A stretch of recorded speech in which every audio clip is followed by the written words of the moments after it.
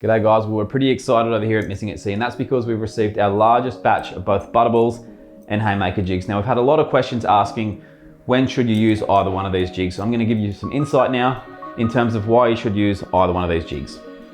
Well, first things first, both of these jigs will catch the exact same species in most situations, but they do differ slightly. So I'm going to run you through a couple of the key points. The ButterBall, obviously wider profile, is going to fall a lot slower. So on a day where there's no wind, the current's slowed up, you might use the ButterBall to get a slower descent. The wind might pick up, the tide might start to turn, you're gonna need a bit more weight. That's when you would shift to the Haymaker. Essentially still chasing the same species of fish, but just mixing up the jig according to the environment around you.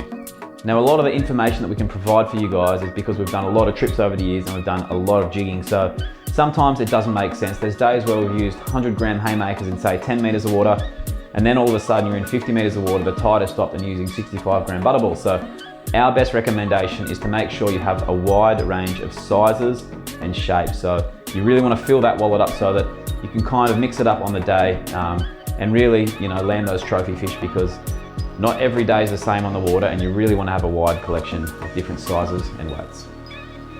Now, another good example of why you might use one of these jigs, let's just say you're chasing snapper in 50 odd meters of water, the snapper are sitting high in the water column. You're going to want to use a ButterBall because it's going to be a slower descent, and most likely they'll hit it on the drop. However, if you're fishing say some wire weed, the snapper are down deep, you're going to want to use the Haymaker because it's going to get you down a lot deeper. Now the same occurs for say kingfish.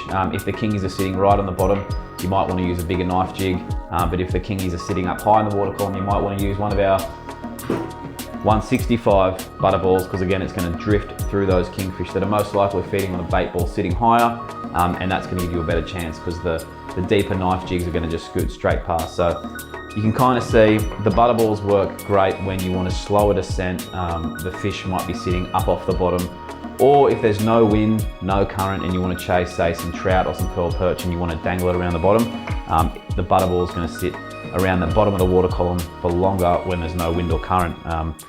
If you're chasing, say, your nannies and that kind of thing, and they like a quicker retrieve, you would go to the Haymaker because you can get a bit more speed out of them, and they're slightly more erratic when you are jigging them quicker. So our recommendation would be to look at our bundles online, because that way you can grab a handful of sizes in both the Haymakers and ButterBalls and see what works for you.